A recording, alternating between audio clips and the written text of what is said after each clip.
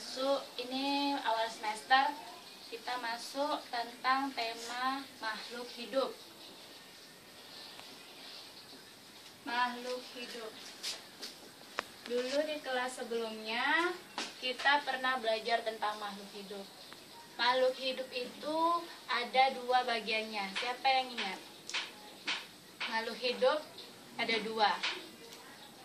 Makhluk yang tak hidup dan makhluk yang hidup.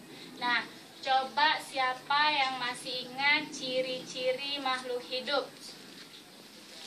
Nola, apa ciri-ciri makhluk hidup? Bernapas. Cirinya bernapas. Sebentar. Boleh dicatat apa yang menurut kalian penting ya. Kemudian siapa lagi? Apa ciri-ciri makhluk hidup selanjutnya? Nadia? Perkembangan makhluk hidup. Perkembangan makhluk Nggak hidup. jadi, pergi. Oh, enggak jadi, boleh. Berkembang atau berkembang biak. Biak.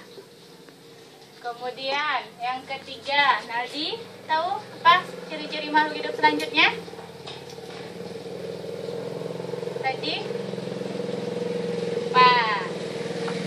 Ciri-ciri makhluk hidup itu ada 6. Yang pertama itu boleh bernapas, kemudian yang kedua berkembang biak, yang ketiga bergerak, yang keempat kemudian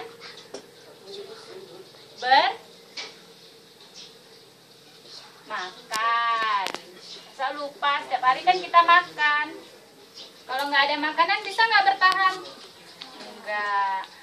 Selain makan, kita juga perlu berkembang biak, tumbuh dan berkembang. Kemudian ada lagi yang namanya menanggapi rangsangan. Menanggapi rangsangan.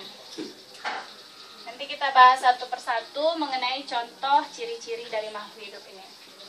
Rangsangan.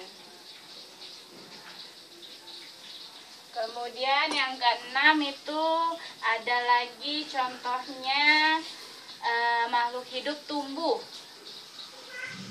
Tumbuh. Dari 6 ciri-ciri makhluk hidup ini, siapa yang mengetahui contohnya? Ini kan ciri-cirinya nih, otomatis ada contohnya kan?